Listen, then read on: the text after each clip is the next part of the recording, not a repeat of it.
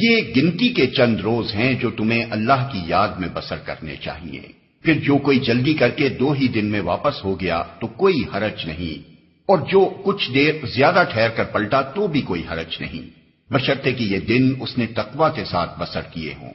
اللہ کی نافرمانی سے بچو اور خوب جان رکھو کہ ایک روز اس کے حضور میں تمہاری پیشی ہونے والی ہے، اور جو کچھ دیر زیادہ ٹھہر کر پلٹا تو بھی کوئی حرج نہیں۔ یعنی ایام تشریق میں منا سے مکے کی طرف واپسی خواہ 12 ذی الحجہ کو ہو یا 13ویں تاریخ کو، دونوں صورتوں میں کوئی حرج نہیں۔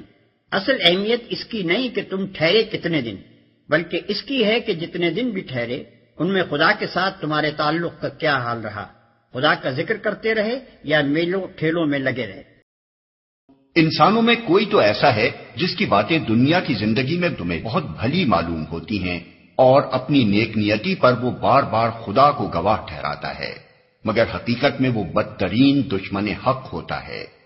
اور اپنی نیک نیتی پر وہ بار بار خدا کو گواہ ٹھہراتا ہے۔ یعنی کہتا ہے خدا شاہد ہے کہ میں محض طالب خیر ہوں، اپنی ذاتی غرض کے لیے نہیں بلکہ صرف حق اور صداقت کے لیے یا لوگوں کی بھلائی کے لیے کام کر رہا ہوں، مگر حقیقت میں وہ بدترین دشمن حق ہوتا ہے۔ الد الخصام کے معنی ہیں وہ دشمن جو تمام دشمنوں سے زیادہ ٹیڑھا ہو، یعنی جو حق کی مخالفت میں ہر ممکن حربے سے کام لے، کسی جھوٹ، کسی بے ایمانی، کسی غدر و بدعہدی اور کسی ٹیڑھی سے ٹیڑھی چال کو بھی استعمال کرنے میں تامل نہ کرے۔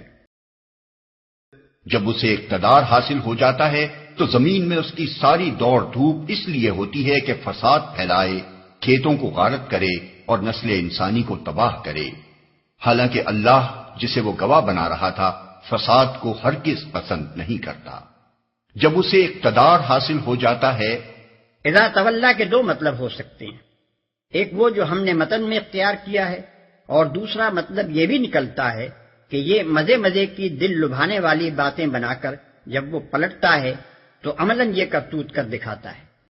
اور جب اس سے کہا جاتا ہے کہ اللہ سے ڈر تو اپنے وقار کا خیال اس کو گناہ پر جما دیتا ہے، ایسے شخص کے لیے تو بس جہنم ہی کافی ہے، اور وہ بہت برا ٹھکانہ ہے۔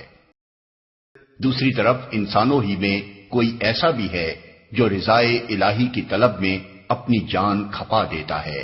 اور ایسے بندوں پر اللہ بہت مہربان ہے۔